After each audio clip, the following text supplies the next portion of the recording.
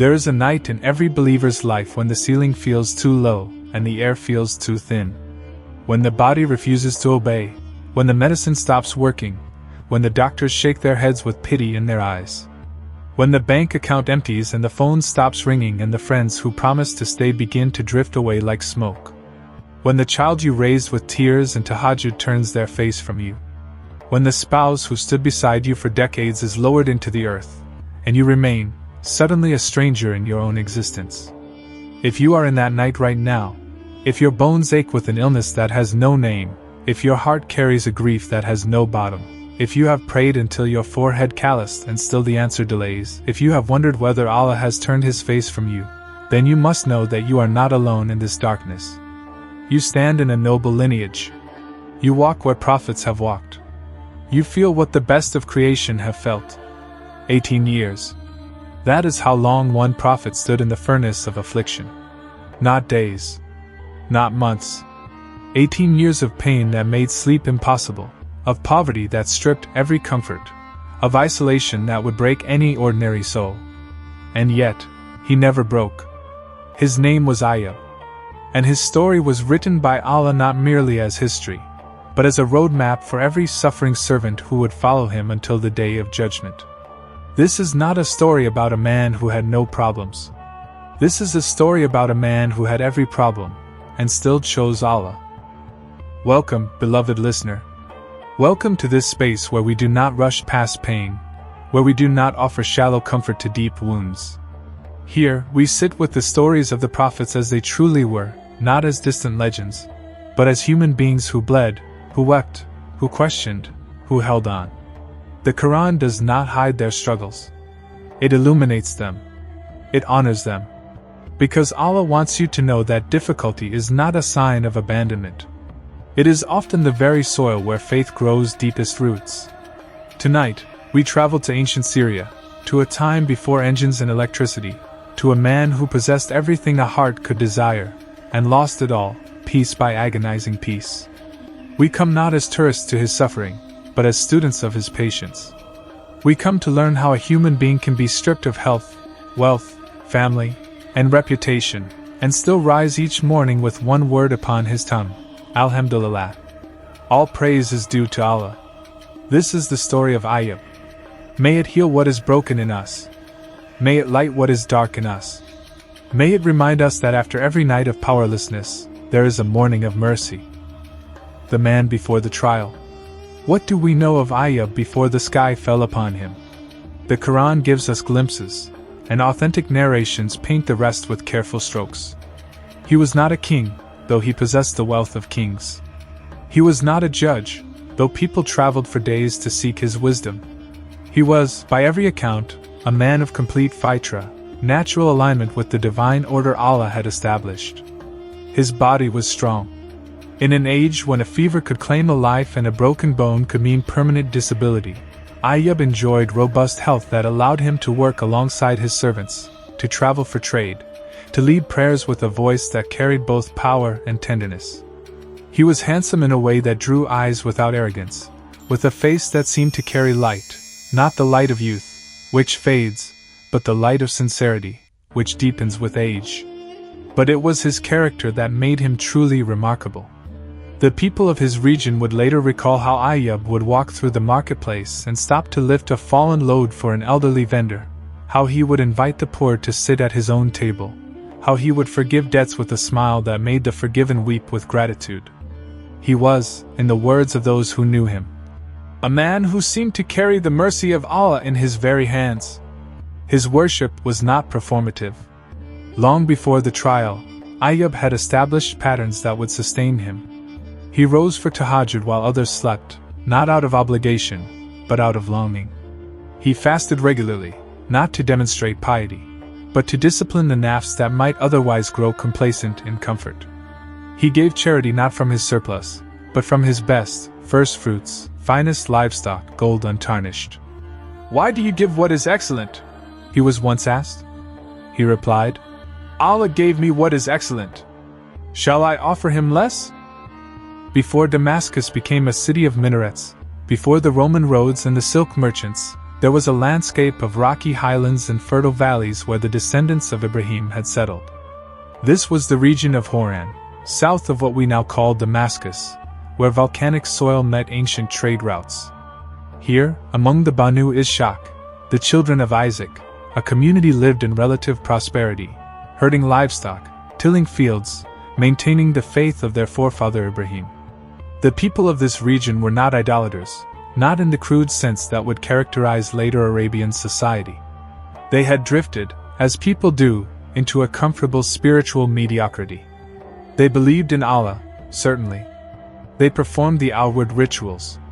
But their hearts had grown hard with prosperity. They had forgotten that wealth is a test, not a reward. They had begun to measure righteousness by the size of flocks and the number of children, forgetting the one who gives both and can take both away. Into this landscape, in a lineage traced back to Ibrahim through his son Ishaq, was born a man whose name would become synonymous with patience itself, Ayyub, son of Amos, son of Ishaq, upon them all be peace. The foundation of his house. Ayyub married a woman whose name has come down to us through authentic narration, Rama, though some sources call her Leah. What matters more than her name is her nature. She was, by Allah's design, the perfect companion for what was to come, resilient in her own right, spiritually grounded, capable of both fierce loyalty and gentle honesty. Together they built a household that became a reference point for the entire region, children who respected their parents, servants who were treated as family, guests who found refuge, animals who were tended with compassion. Their children numbered 7 according to most authentic accounts, 3 sons and 4 daughters, though some narrations suggest 14 in total. What the sources agree upon is this: Ayyub's children were not merely numerous, but noble. They carried their father's character into the community, establishing small circles of goodness that radiated from their father's house like ripples from a stone thrown into still water. This was the household Ayyub built. This was the life he lived. And Allah saw it. Allah recorded it. Allah prepared for it something that would transform this local teacher into an eternal example for billions yet unborn. The extent of divine blessing. It is difficult, from our modern distance, to comprehend the scale of Ayyub's prosperity.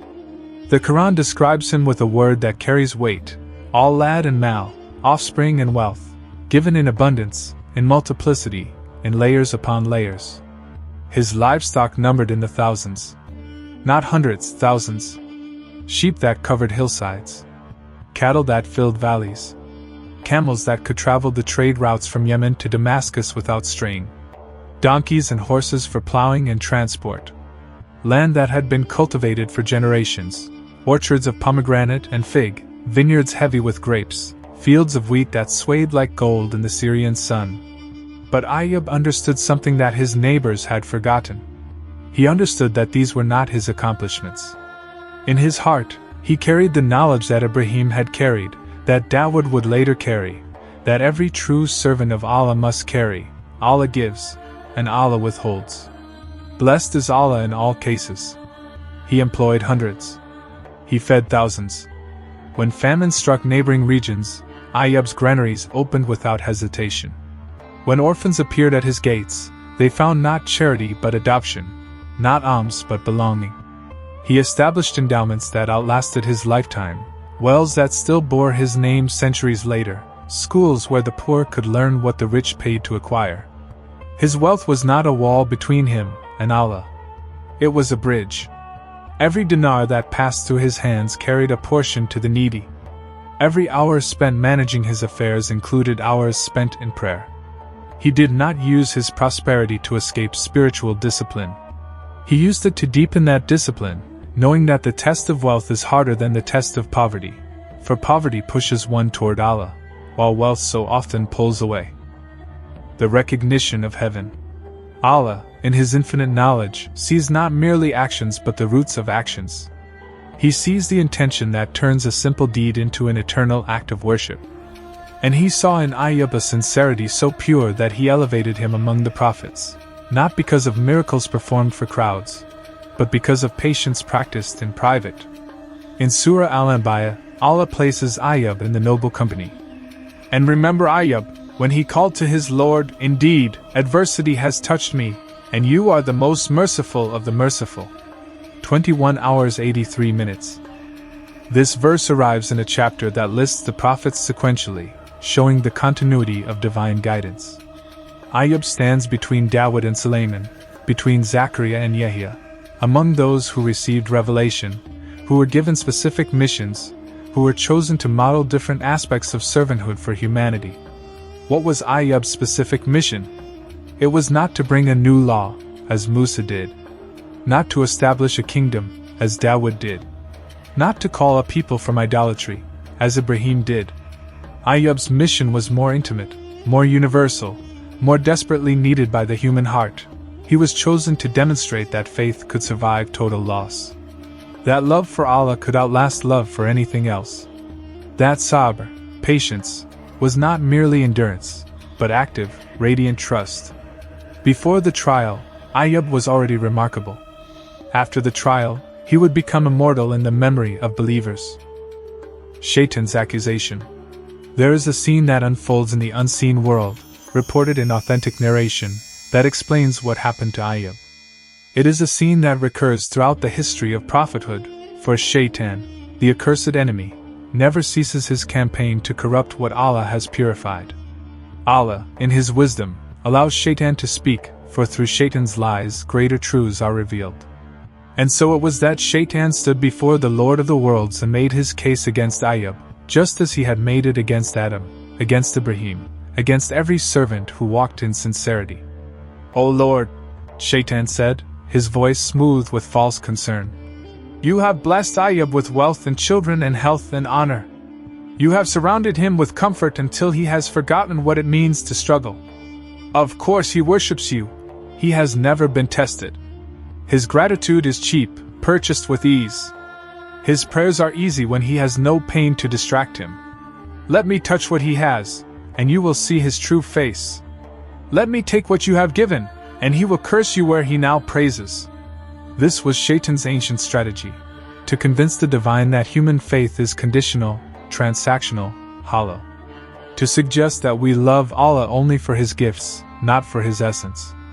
And in this strategy, Shaitan reveals his own nature, for he cannot comprehend love without benefit, worship without reward, patience without relief. He projects his own mercenary spirit onto the sons and daughters of Adam. But Allah knew Ayyub.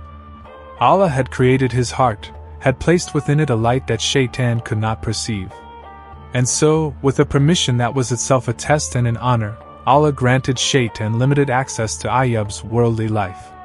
Not to his soul, that remained protected. Not to his faith, that remained shielded. But to the circumstances around him, the conditions of his comfort, the scaffolding of his earthly happiness. "Go," Allah said. "Touch his wealth and his family. But you cannot touch his tongue, except with permission. You cannot touch his heart, for it is in my hand. Work your schemes, O accursed one, and watch how my servant rises." The first blow, the wealth. It began with the sky. In a region where rain was life and drought was death, the weather turned cruel. Clouds that should have brought gentle rain instead unleashed a storm of unprecedented violence. Lightning struck the storehouses first, those carefully maintained granaries that held enough to feed the region through any hardship. Fire consumed them in hours, turning years of accumulation to ash and smoke. The lightning was not natural. Those who survived would speak of a greenish hue to the bolts, of a sound that seemed almost to carry words of mockery. Shaitan's touch was upon the elements themselves, using natural forces to accomplish unnatural destruction. Then the floods came, too much water after too much fire. The wadis that had sustained agriculture for generations overflowed, carrying away livestock, collapsing mud brick structures, drowning those animals that had survived the flames. Ayyub's people fought to save what they could, but the destruction was systematic, precise, devastating. Within days, what had taken generations to build was reduced to ruin. The orchards that had been planted by his grandfather were uprooted. The wells his father had dug were filled with debris. The houses his children had grown up in were collapsed or washed away. And the livestock, The thousands upon thousands of animals that represented not merely wealth but livelihood for hundreds of families perished. Disease followed disaster, as it always does. The animals that survived the elements fell to pestilence, their bodies bloating in the sun, their value reduced to nothing. Ayyub watched this happen. He did not receive news from a distance. He was there, standing in the rain, helping his people move to higher ground, ordering the evacuation of areas that could not be saved, carrying the elderly and the young on his own strong back when the waters rose too quickly.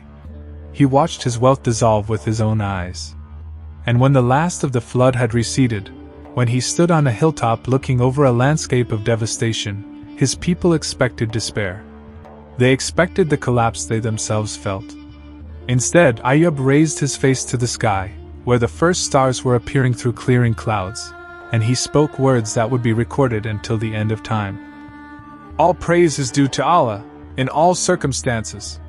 Then he gathered his family and his remaining people and said, "We have lost what Allah gave us for a time. Shall we now lose our gratitude as well? Let us rebuild what can be rebuilt. Let us mourn what cannot be restored. But let us never forget that the giver remains, even when the gifts depart." The second blow, the children. But Shaitan was not finished. Having failed to break Ayyub's gratitude through material loss, he turned to a deeper target, the heart's most vulnerable attachment. Ayyub's children had survived the initial disasters. They had worked alongside their father, showing the character he had taught them, helping where they could, comforting where they could not help. They were, by every account, the pride of his life, not merely because they were numerous, but because they were good. It happened during a gathering.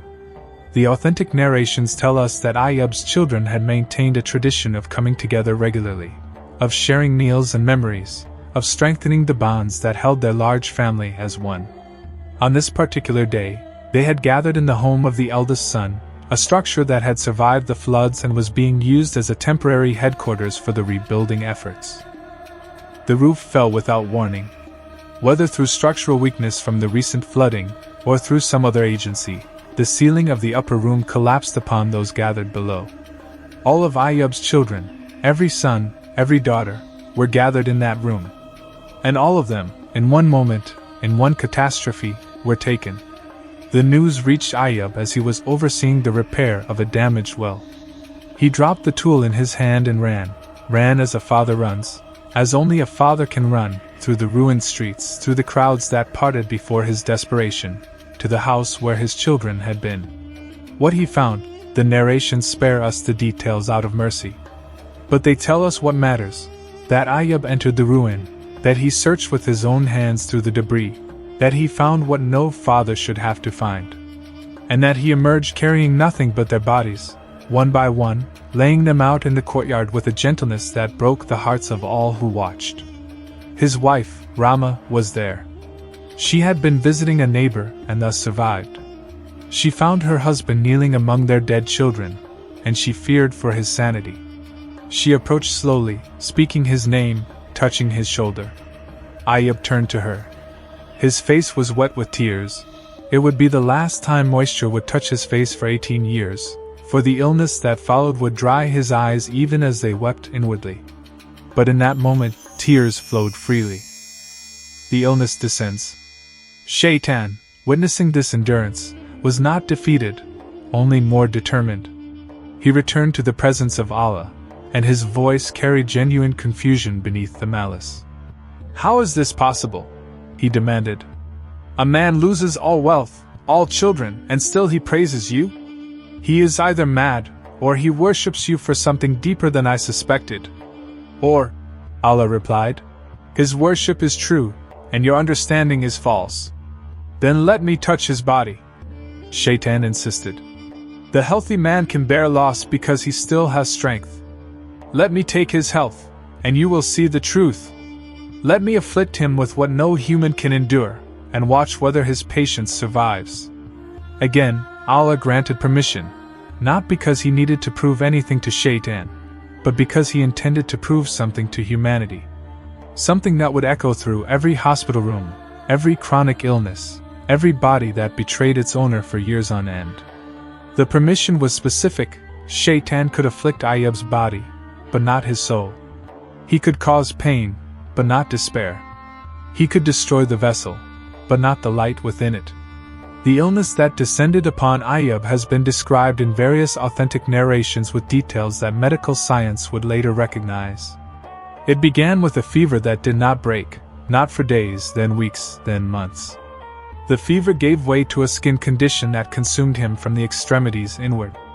Boils and lesions covered his body, producing a discharge that attracted insects, creating an odor that made proximity difficult. His muscles atrophied. The strength that had allowed him to work and travel and carry his children to their graves dissolved until he could not stand without support, then could not sit upright, then could not move without agony. His skin cracked and fissured, creating wounds that would not heal, that became infected, that spread across his body until he was unrecognizable even to those who had known him longest. The pain was constant. Not intermittent, not manageable, but constant. Burning in the lesions, aching in the bones, throbbing in the head, stabbing in the joints. Every movement hurt. Every breath hurt. Existence itself became a negotiation with agony. For 18 years. Let that number settle in your understanding. Not 18 days of trial, after which relief comes and the story ends happily. 18 years.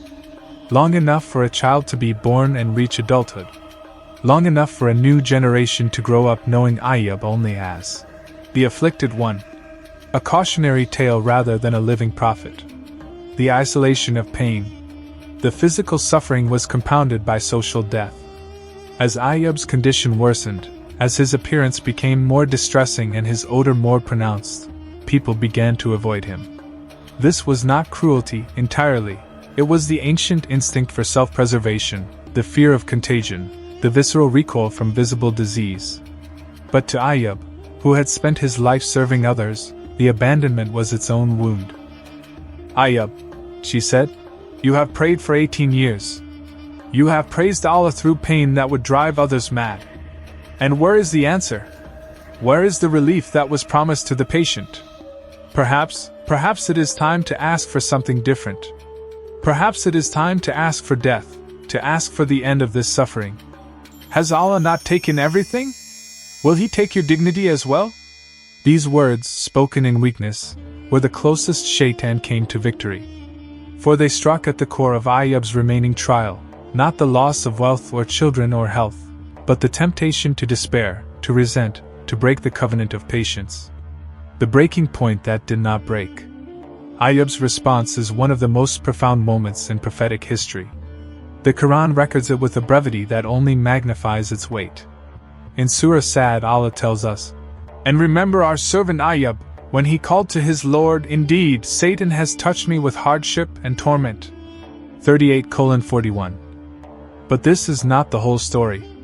The full narrative, preserved in authentic hadith and tafsir, reveals what happened in that moment of maximum pressure.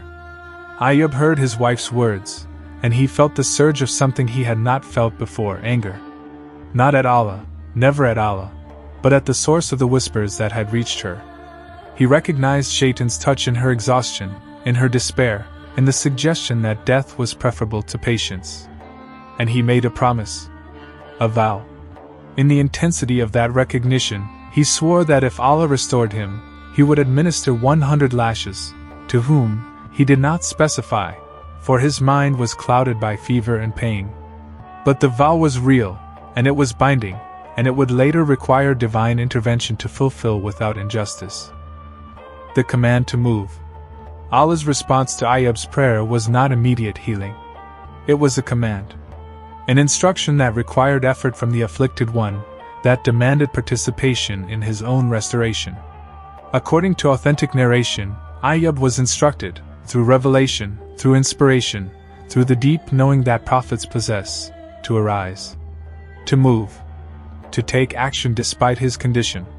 Specifically, he was told to strike the earth with his foot, or, in some narrations, to wash in a particular spring. The details vary in secondary sources, but the core is consistent. Ayyub had to make an effort, had to demonstrate faith through action, had to meet Allah's mercy with his own willingness to be healed. Imagine this moment. a man who has not stood unassisted in nearly 2 decades, whose muscles have wasted away, whose joints have frozen, whose skin weeps with open wounds.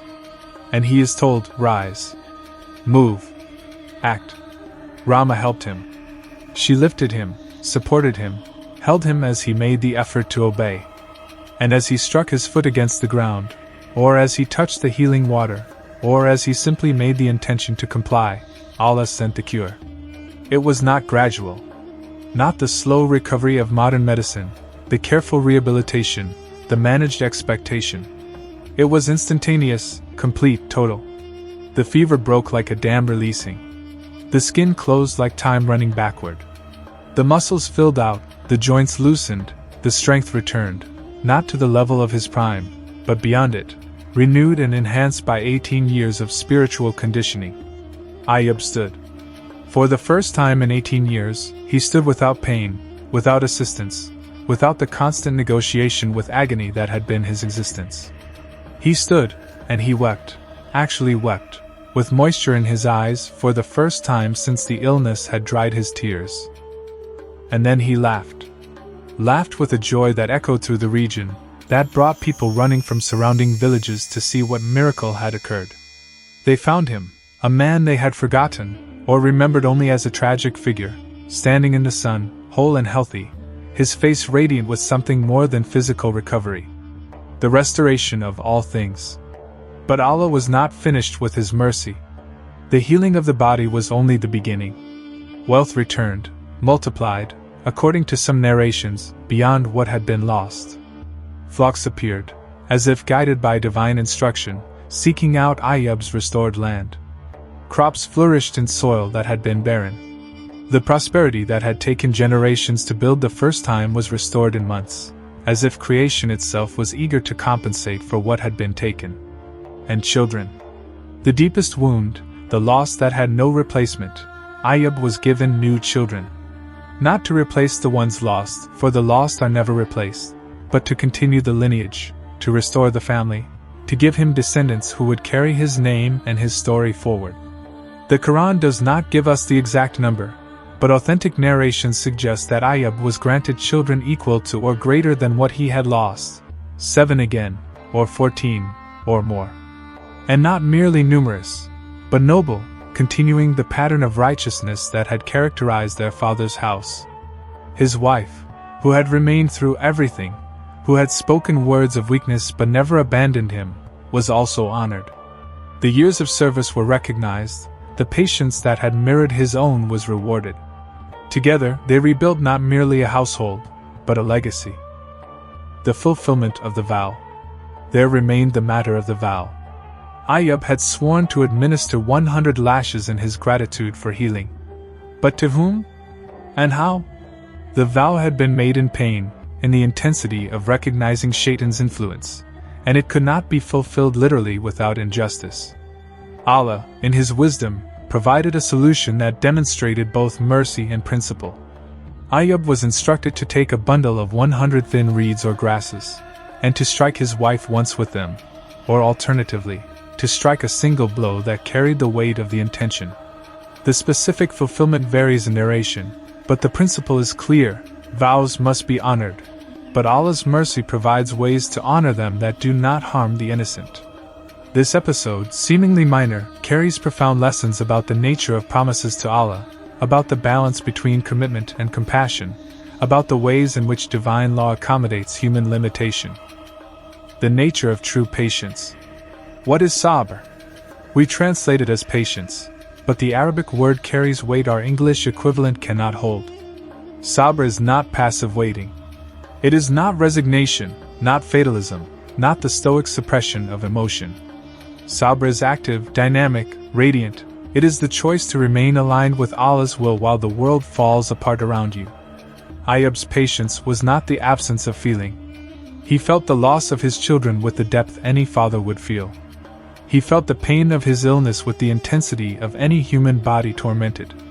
He felt the isolation, the poverty, the abandonment. But he placed these feelings within a larger frame. This is from Allah. Allah is good. Therefore, even this contains goodness, even if I cannot see it. This is the patience that transforms suffering into worship. Not by denying the suffering, but by refusing to let the suffering deny Allah. The timing of divine relief. 18 years. Why so long? This question has troubled believers since Ayyub's time, and it troubles us still when our own trials extend beyond what we think we can bear. The answer is not that Allah was testing Ayyub's limits. Allah knows the limits of His creation before they are reached. The duration was not for Allah's information, but for Ayyub's transformation. For our instruction. For the creation of a story that would reach across millennia to touch the heart of someone in a hospital bed in 2024, someone watching a parent fade, someone carrying a grief that feels endless. Allah does not delay relief out of neglect. He delays it out of mercy, mercy that extends beyond the immediate moment to all the future moments when this story will be needed. Ayyub's 18 years have comforted billions of patient sufferers across 14 centuries. Each year of his endurance became a century of consolation for others. Your trial, too, may be longer than you wish. But it is not longer than you need, nor longer than Allah's plan requires. The story being written through your patience may be the story that saves someone else, years from now, in ways you cannot foresee. The community of the afflicted. Ayyub was largely alone in his suffering, but his story creates community. When you suffer, you join a fellowship that includes the greatest souls humanity has produced. You walk where Ayyub walked. You breathe where Ibrahim breathed when he was thrown into the fire. You stand where Musa stood when he faced the sea with Pharaoh's army behind him. You rest where Muhammad rested when the stones of Taif cut his feet and the heavens wept for his pain. This is not romanticization of suffering. It is the recognition that suffering, endured with faith, connects us to the highest possibilities of human existence. The afflicted are not failures. They are not forgotten. They are, often, the closest to Allah, for their need is constant, and their awareness of Him is unceasing. The danger of Shaitan's whispers. Shaitan's strategy with Ayyub reveals his methods with us. He does not usually attack directly. He works through suggestion, through the erosion of hope, through the voices of well-meaning people who have themselves lost perspective. How long will you wait? Perhaps you should take matters into your own hands. Has Allah not seen your suffering? These whispers come when we are tired, when the night is darkest, when the pain is most intense. They sound like reason, like self-care, like mental health. And sometimes we need rest. We are not required to be superhuman. But we must distinguish between necessary rest and dangerous despair, between legitimate self-care and the abandonment of trust. Ayyub recognized the whispers for what they were.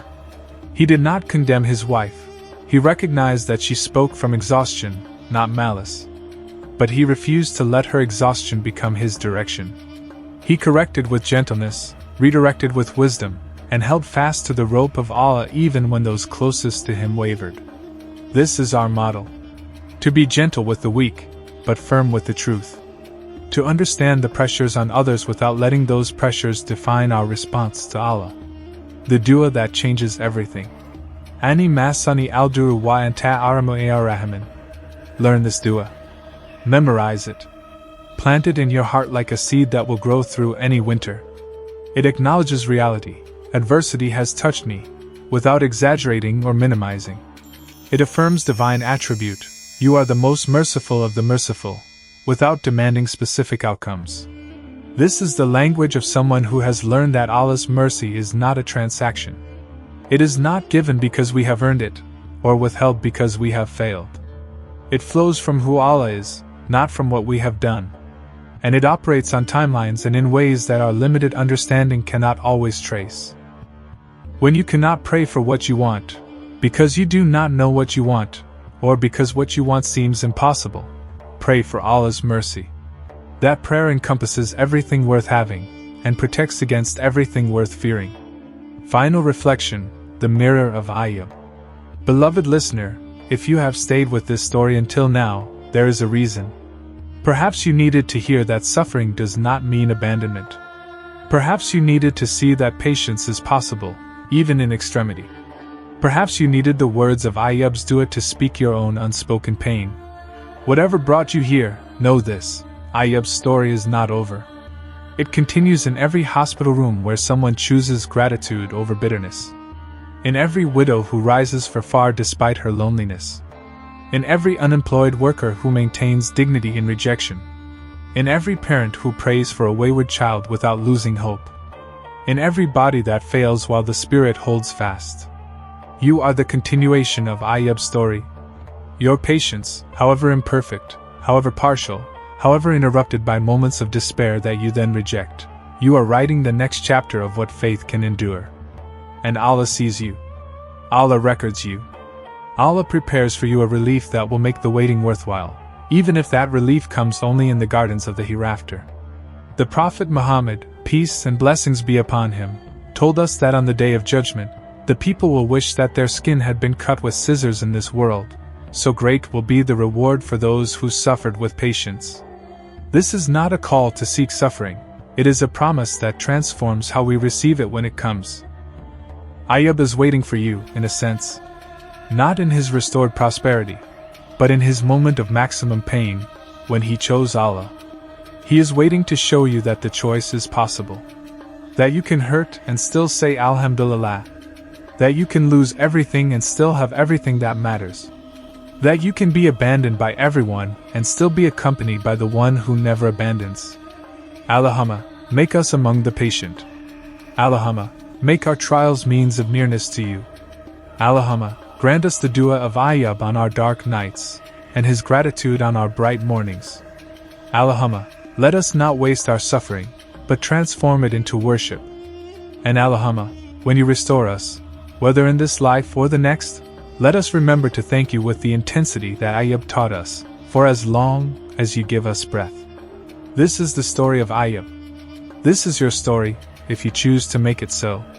May Allah bless you with patience that endures, with faith that deepens, and with relief that arrives at the perfect time. May you find in your own darkness the light that Ayyub found in his. And may you emerge, as he emerged, whole in body and soul, grateful and purified, ready for whatever comes next.